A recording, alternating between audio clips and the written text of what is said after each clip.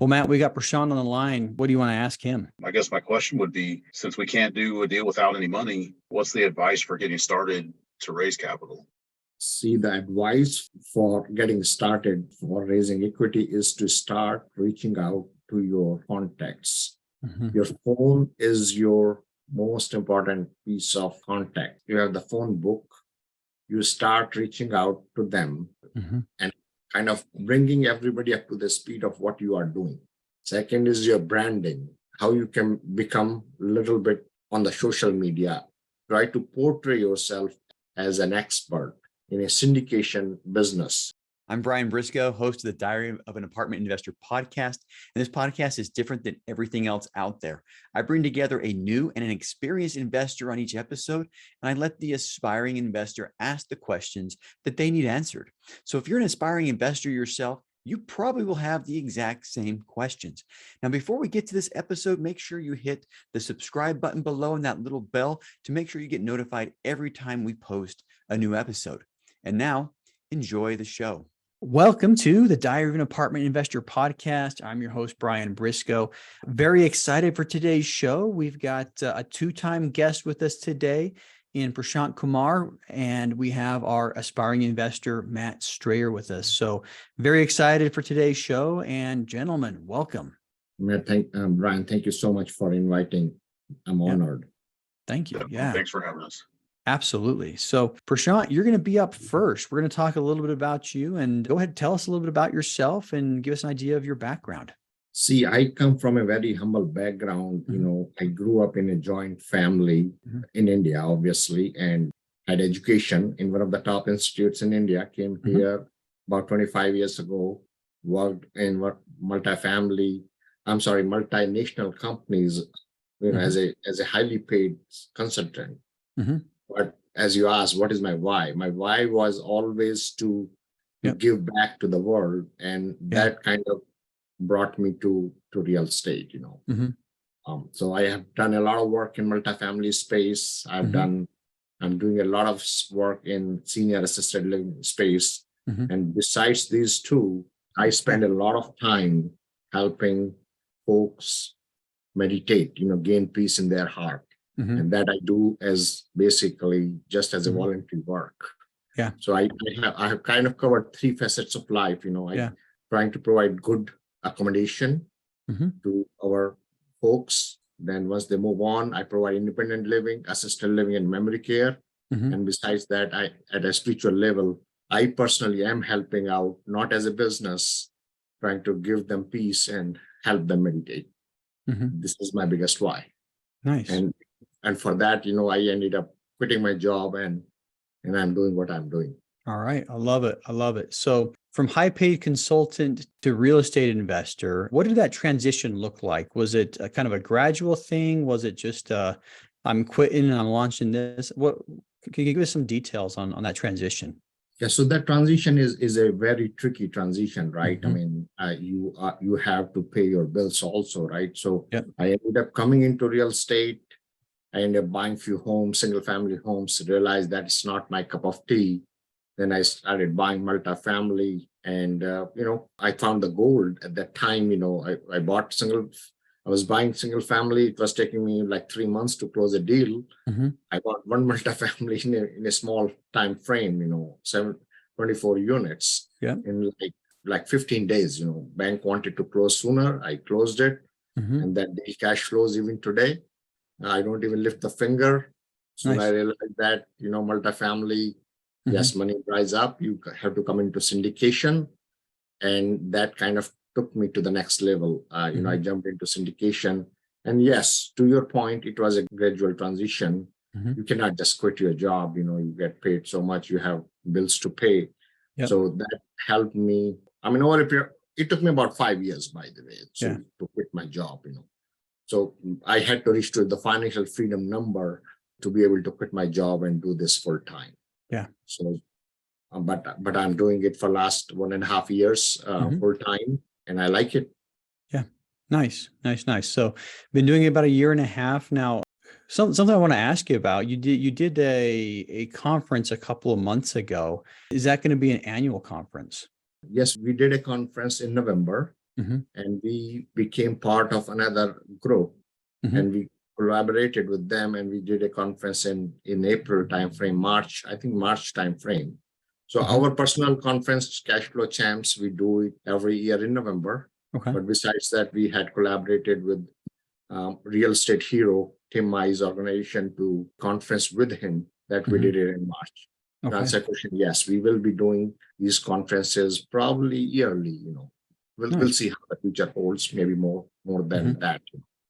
Awesome. People ask me a lot if I'm ever going to do, conferences or events like that, but why did you guys decide to start doing conferences? Yeah, so basic idea is when you are in syndication, right? I mean, Mhm. you have to put your brand out there, right? It is kind of marketing, basically. Yeah. You are helping investors to learn about what multifamily syndication can do for them. And for Mhm. that, you want to project yourself in the market. It is a lot of effort. It is a lot of expense. Mhm.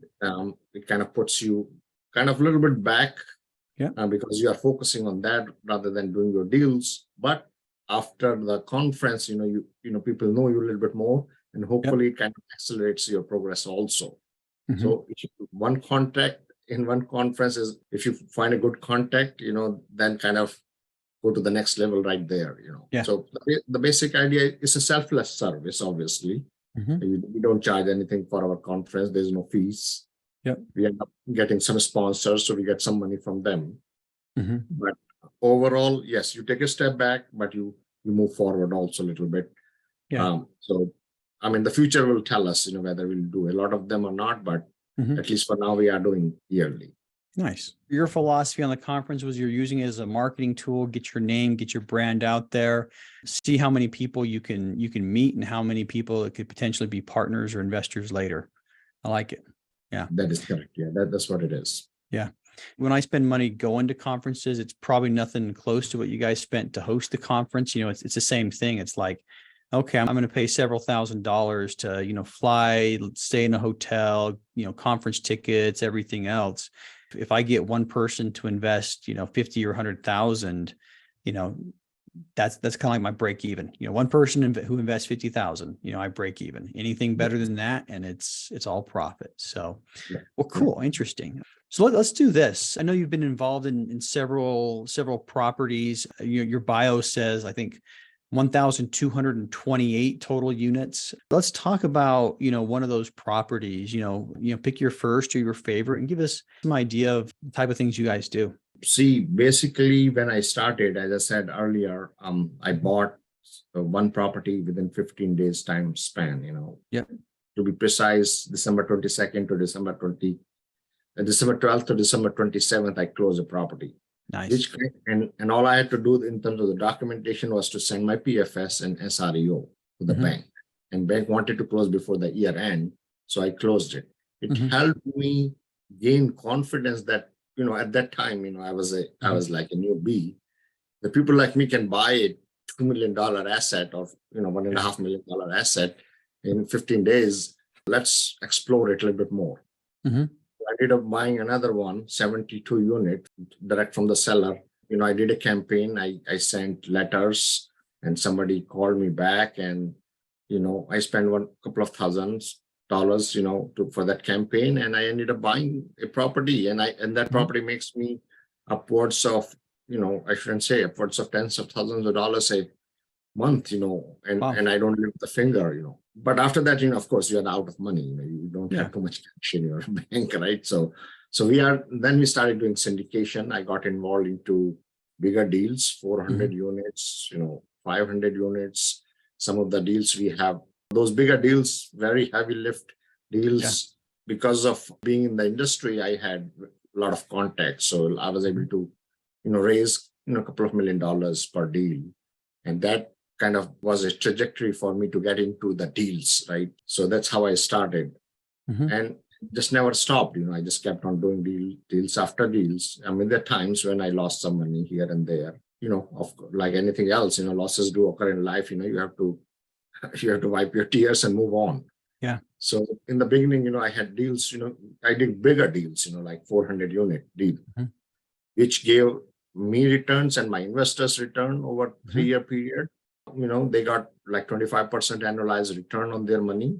Yep. And I was a equity raiser, by the way, in those deals. But once I kept on doing that over a 3-year period, I had developed confidence. So we formed a group called Cash Flow Champs. And that's where now we are doing deals ourselves. I mean, before Cash Flow Champs also, I was doing deals with the groups as a general partner, but now we have Cash Flow Champs and we are doing all the deals under that umbrella. Nice. In addition to all this, as I said, I'm passionate about senior care. I had, small assisted living facilities in California. I still have them and they are working out okay. But they were smaller, then I bought bigger assets, in Arizona last year. I'm doing one in Torrington. So there's some stuff going on in senior assisted living space also. Nice. A little variety there. So awesome. So what's next for you? So in terms of next, as I said, I bought the property in Arizona, 150 unit hotel, which we converted into assisted living. And we just got the license for that, like in April. And we are in a lease-up phase, basically. That's my puppy. I'm spending a lot of time on that. My goal is to fill that up sometime this year, maybe by mid next year, and then increase the valuation, refinance that out, and probably see what I want to do with that property. There is another 60 unit where I'm doing construction right now. I bought a nursing home. Which I kind of demolished, got renovation. So I am doing that. Hopefully that will come online mid next year. So 2 assisted living, these are the big projects, that I'm working on. Nice. Number 3, we are closing a deal in Atlanta as we speak this month in a 236 unit multifamily, another 106 unit coming online probably in August timeframe. So total 4 projects going on, 2 in multifamily and 2 in assisted living space. Nice. Great to be able to do, all that at the same time. So, and I know several guys on your team. I think you guys got a pretty solid team going on there. So it is considerable amount of work and it is considerable amount of stress also. If you know what I mean, basically just juggling too many balls at the same time. Teamwork makes the dream work, so to speak. So awesome. Well, we're going to shift gears a little bit and, bring Matt on the line. So Matt, how's it going, man? It's good. That's good. Thanks for having me on. I appreciate it. Yeah, absolutely. Well, do us a favor and tell us a little bit about yourself. Well, I feel like I got a long and complex background, but I was born and raised in Indianapolis and spent some time in Florida. I ended up graduating from high school, and then I went to Purdue University, originally on track in PharmD for pharmacy school as a pharmacist. And before I graduated, I ended up accepting a position with Department of Homeland Security and moving for that job. And I ended up not liking it at all. And then back to home in Indianapolis, where I started working as a police officer. And basically before long, I ended up getting transferred with a retail company doing interview and interrogations with theft investigations in Oklahoma City. And so Oklahoma City is where I've put in my roots, and I met my wife, and we're situated now. Going from retail, and I got pretty burnt out after basically being a regional manager as the Western U.S. for a large top 500 company. And that's what pushed us into real estate, except we started out on the license side, which is where we're at now. And I'm working full time in commercial real estate. So, and then of course, maybe about a year ago, I had a client ask me, man, you found us all these great deals, and I'm making all this money and blah, blah, blah, blah, blah. Thanks so much. How many of these do you have? Right. I was like, man, that's a really good question, because I have 0, and I'm like, man, what the heck? And I've followed, like, it seems like every major investor, every major mastermind, learning it on a transactional side for my investors and for my clients, thinking if I learned the investor side, then I could really help my clients, not ever thinking that I should be getting in the deals. Yeah. And I think that's like 99% of most real estate agents. Mm-hmm. And after we sat down and thought about it, I'm like, that's a problem. Mm-hmm. You know, what's the deal? So, so that kind of brought me to where I'm at. I've got some things in my background with, I've been a type 1 diabetic since I was an infant, done high school and semi-pro football. I've competed in Ironman triathlons. I've done some, different unique things like that aren't very common, that require, kind of balls to the wall where it's intense. And, I kind of feel like it runs very similar to apartment investing and trying to figure it out. And it's a long-term play for sure. Awesome. All right. So I think you're right. A little bit of a varied history, but it sounds like you kind of caught wind of, hey, what investing looks like from the broker side. And now you want to get into the other side, right? Yeah, absolutely. Awesome. Yeah. So a question I love to ask, and this is going to go, more into motivation, but why? What's your burning why? Why are you making the switch? Why are you hustling?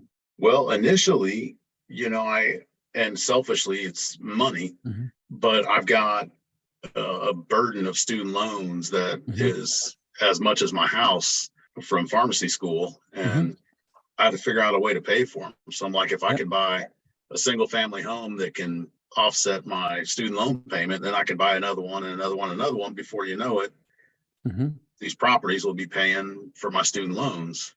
Yep. And as my journeys progress, I'm driving down the street and I'm like, well, someone's buying duplexes and fourplexes. What about those apartments? Like those huge apartment complexes, someone's buying them. And that could change, at a large scale or even a small scale will change the course of anybody's future. Yeah. So that's become my why. And then, ultimately to really help both my wife and my wife's parents get everything that they want. They've done everything and made all the sacrifices for us. Yeah. And I think we really have a major debt to them. Yeah. Awesome. Well, hey, thanks for sharing that. I appreciate that. Of course. Well, Matt, we got Prashant on the line. What do you want to ask him? Well, I figure we're kind of similar, both having a commercial real estate agent background. So I guess I feel like I'm strong in due diligence and underwriting and the different networking aspects of the deal, but I've never raised capital. And it seems like that's the elephant in the room for most people. And it's also probably the most valuable aspect of, partnering on a deal is being able to raise capital. So I guess my question would be, since we can't do a deal without any money, what's the advice for getting started to raise capital? See, the advice for getting started for raising equity is to start reaching out to your contacts. Your phone is your most important piece of contact. You have the phone list, you have the phone book. You start reaching out to them and kind of bringing everybody up to the speed of what you are doing. I'm just getting into the weeds, not presenting a deal, but kind of educating them who you are, what you are doing, and what are the benefits of you doing that. And there are various methods. I typically do a video message of 1 minute or 2 minutes, and I kind of blast it to 100 of my friends, per week, and see what is the response from them, right? I mean, half of them respond, half of them do not respond. Invariably, if you have 400 or 500 contacts, and that's what usually people have, you will find 3-4 people who may be willing to come and join you into your multifamily deal, right? So that's the beginning of everything. Second is your branding, how you can become a little bit on the social media.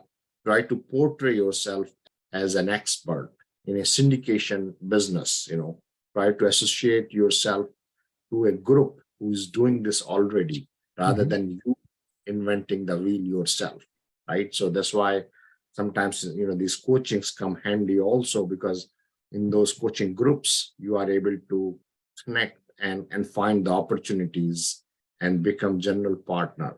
So the most important thing for us to get into a general partnership position in a deal, because And and there is a reason for that. Why I'm saying that is because I can talk all day about doing deals, raising money, but unless I'm into a deal, it has no value. It's like learning swimming. I can talk about swimming, but unless I jump into the pool, I don't learn anything.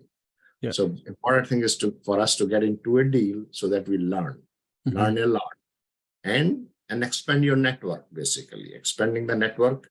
There are 100 marketing techniques, 100 ways to connect with the investors, and the most effective way is your text for the beginners. Your text message. I mean, and it could be just a text message. It could be a video or whatever you want to send, and it could be as simple as services like slide text. If you don't want to do that work yourself, let them do it. It costs you $5 a month, whatever, something like that. So they can do the work for you. You create the text, load the contact list there, and let it go out to the investors. Open rate for the text is 90%. Open rate for the email is 4 to 5%. Right. So you want to send a small message and then project yourself. There are 100 things I can talk about from a marketing standpoint. And then you are educating. Every week you are sending a text, maybe, or you come up with 4 weeks worth of text, 4 texts, and then you send kind of funnel. Let it work as a funnel. Top of the funnel, middle of the funnel, and the bottom of the funnel. You want to find out of those 100 people who would eventually be investing with you. So, and when you have a deal, you present the deal to them, and first time, most likely they will not invest with you. I mean, you talk to 100 people, maybe 5, actually 3 to 4 will invest with you. But I mean, that's a grind. That's a grind that you have to do, and eventually hoping that you will find somebody, a big check writer somewhere, and then you become part of a team, and you continue to do that basically.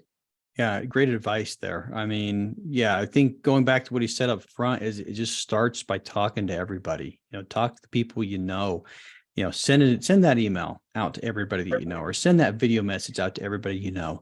The way I like to describe it is, you start on a small stage. You're going to start with friends and family, but you want to go about increasing, getting on bigger and bigger stages. All right. So talking to more and more people, and most people are going to run out of investors from their close friends and family really quickly. And you got to find a way, like I said, to keep on getting on bigger and bigger stages, talking to more and more people. And I mean, Prashant, he gave a lot of more actionable tips on that, but that's essentially what it is. Talk to more and more people and get on bigger and bigger stages. Definitely. That's great. So, well, Prashant, you're a general partner in several deals and a couple thousand units almost. When you're looking at deals to be a GP, like what metrics do you typically look at to know whether or not you feel like this is going to be a good deal to partner on? Very good question. The first thing you want to know is whom you are investing with, right? I mean, it's not about the deal. It's about the people who are running the deal. That's number one, right? You have to have confidence in the folks who are doing the deal. That's number one to begin with. Number two, then you are looking at the deal, what kind of returns, what is the market, then you are talking about underwriting, what is the metrics, is deal underwritten conservatively, right? I mean, isn't the operator projecting 7 to 10% rent growth over the next 5 years? I mean, you have to look at those parameters, I mean, what is the returns for our investors, what is the occupancy, what is the area occupancy, is the deal underwritten a little bit below that area occupancy or not, and what is the value add? Is there a rent bump that could be achieved? I mean, are the projections, the important thing is, are the projections given by the operator, are they conservative enough or not? Because 9 times out of 10, things go south, right? I mean, and they go north also, but at the same time, you want to cover your bases. If things go south, would you be able to survive? I mean, do the stress test on the deal. Specific numbers, 7% pref on pref, anywhere from, teens IRR, 14, 15 IRR kind of returns for our investor, 4-year, 5-year exit in a deal. I mean, no investors don't like to keep on putting the money, taking them back every 1 or 2 years. You want to give them long-term return projections, and you want to work with the operators who are stable operators rather than fly-by-night operators who have just come into the market because of the market conditioning over the last 2-3 years. Yeah. So you want to work with the more experienced folks. That's what I would say. Yeah, I take a similar approach, team first. I've got to trust the team, and then same, I mean, my second thing is market, what market is it in? And third is the deal itself. But I mean, as Prashant's talking, I was thinking, he probably has, very similar, he just didn't, part of the deal is the market it's in, obviously. But yeah, that's my approach as well. Do I like the team? Do I trust the team? Do I want to invest with that team? And then, what's happening in the market? Is the market going up? Is it going down? And, I mean, there could potentially be markets where 7 to 10% rent growth for a year or two makes sense, if you're looking at the numbers, but it's got to be a case by case thing, and it's not going to be very often. But so for me, I would say the people involved, the market, and then the deal itself. Yeah, that's awesome. So with kind of piggybacking on that, has I guess either of you, has your taste for deals changed recently because of whether, and this is kind of a layered question, so I'll just talk through it, whether it's because of interest rates or availability of deals, or the sellers are still stuck in 2021 cap rates, where they're wanting deals and with 4 caps, and, trying to understand the logic to, we want to submit offers on deals, but it seems like every offer that we want to make and every deal that we look at, we're way under what, the listing broker's at. And it just seems so unrealistic. Like the seller expectations haven't quite caught up. So have you guys relaxed at all because of that? Or do you have a pretty hard line with where you want to make your offers? See, it's a very good question, and the answer to this is it depends, right? I mean, you are looking at the deals. I mean, I have yet to see a deal in last 6 months to a year where new debt will pencil out, right? I mean, so your approach kind of changes a little bit. You are basically looking at the deals, new debt at 6%, 5.5%, that's not penciling out, right? So there are a lot of deals out there where seller wants to exit or seller wants to move on to another deals where assumption, which was done, the loan, they had the loan a couple of years ago at sub 3s or 3.5%. Those deals are still penciling out. But to win those deals, you have to come up front, show your strength so that seller is comfortable that you're going to close those deals. Yeah. So, I mean, it's a long winding answer, but overall, deals have become harder. Does it mean that you start taking more risk? We have clear mandate that we will not take more risk than what we can afford, right? I mean, we still want to play conservative. It's not about winning the deal. It's about preserving the capital. We did not relax ourselves, maybe a little bit, but not too much. We are not just running for deals. It doesn't make sense, which don't make sense. I mean, we are doing deals. I mean, we have 2 deals right now, as I said earlier, but both of them are assumption deals. Our metrics is still the same. It used to be better earlier, but at least teams IRR, 7 cash on cash, 7 to 9 cash on cash at least. In that range. Yeah. So when you adjust your offer based on the assumption, are you making your offer at that lower cap rate, or are you making kind of like a market cap rate offer, but just getting the lower debt, and that's going to be your upside? Yeah. So we are making the offer on the market cap rate, but we are making a stronger offer. We are putting, in some cases, we are putting a lot of hard money to win the deal, because there are other people also who are going to put the same offer. I mean, deal is in the open market, right? Anybody can put the offer.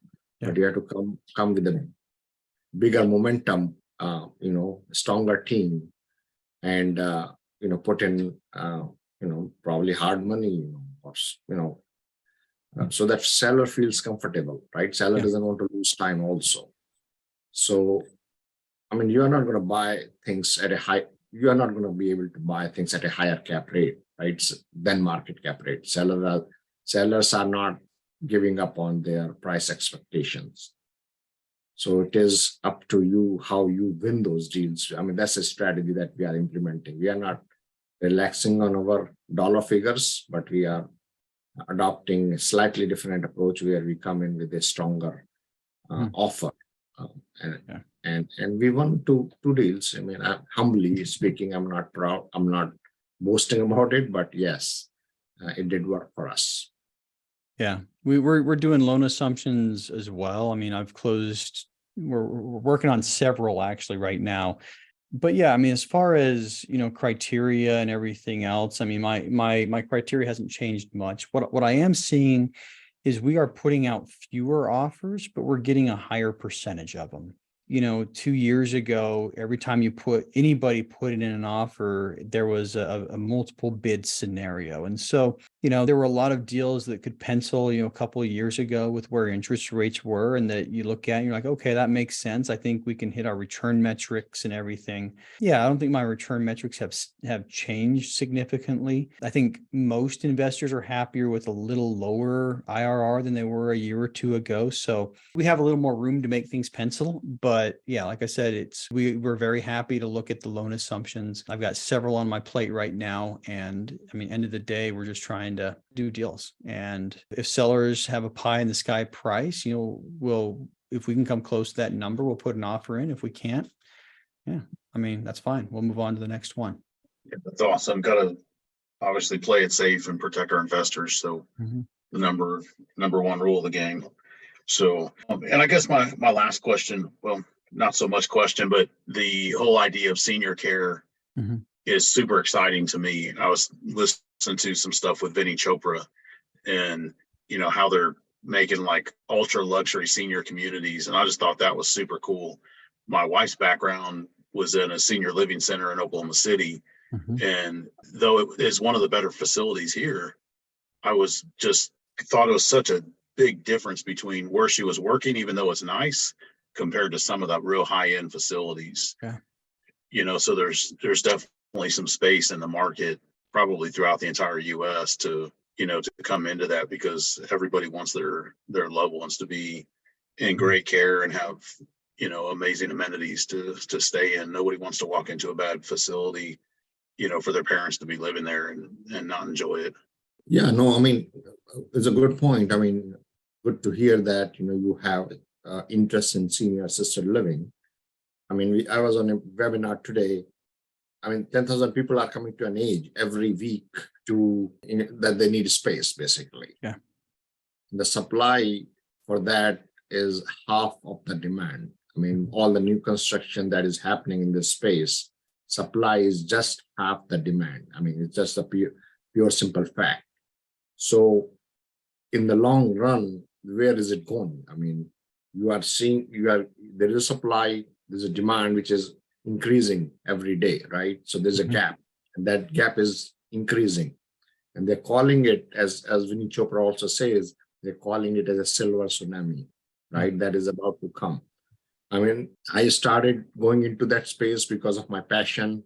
I mean, does it matter? Where is it going? Yes, I think if I keep on acquiring one property a year, I mean, in a couple of years, we will have, 4 or 5 properties, and we would be running them and, helping seniors, whatever we can. We are all learning, basically. By no means I'm an expert. We are learning every day, a lot of marketing, tough business. It is a business. It is not like hands off, where you give it to the property management company and they run it. They would run it, but you have to measure their KPIs, every day, every single day. It's a constant struggle, making sure they are doing the right thing, because at the end of the day, it's a business and their objective is to fill it up, and they get paid on the gross rent, not on the money that you would make. So you need a lot of cash to be able to survive in the lease-up phase. it's a good business. Can anybody do it? Yes, of course they can do it. I'm doing it, and I want to do more of that over the next couple of years, and time will tell, But I mean, overall, it's a humbling experience. When I go to the property and I meet those seniors, I almost cry, when I see them. Basically, I help them out, So it's a humbling, it's a very rewarding, spiritually rewarding business. Yeah, love it. Awesome. Well, we are about out of time, so we're going to wrap things up with one more question for each of you, and that question is, how can listeners learn more about you? Prashant, go first. Yeah, so I'm on Instagram, I'm on Facebook and LinkedIn. Cashflow Champs is my company, and Prashant at cashflowchamps.com. Go to www.cashflowchamps.com. You can see my multifamily projects. My assisted living projects are still in a different company, myrealtygains.com. Because those are my personal projects, my babies. So I kept them separate. www.myrealtygains.com. Always available to discuss multifamily or assisted living with anybody. We have our own podcast, at Cashflow Champs. There are a bunch of things that we do. Check us out on the web. We have our own inner circle where we help investors speed up their growth, become general partners at a very fast pace. It's a very small inner circle. So check us out on our website, and it's invitation only kind of a group, very small inner circle group. Nice. Yeah. Nice. All right. And same question for you, Matt. How can listeners learn more about you? Well, they can, of course, reach out to me on my cell phone. That's probably the easiest. It's obviously tied to my hip. So I can give that number to you now, or you can post it, whatever you want. So area code, list it out now and we'll get it posted. Yep. Area code 405-839-9661. 405-839-9661 is my cell phone. Call or text me anytime. And I'm also, of course, on Facebook and Instagram and LinkedIn, Matthew Strayer. You can pretty much everywhere. So you can call, text me, get me online. Awesome. All right. Well, hey, thanks guys for coming on the show today. Very much appreciate your time. And I think we had a little bit of fun today. Brian, thank you so much for having us. Yes, sir. Cool. Perfect. Thank you guys. Appreciate it. Hey, if you like that episode, make sure you hit that subscribe button. But more importantly, if you haven't joined our multifamily educational community, the Tribe of Titans yet, you are missing out. So get yourself 30 days free by clicking the link below in the description, or go to thetribeoftitans.info, and we'll see you there.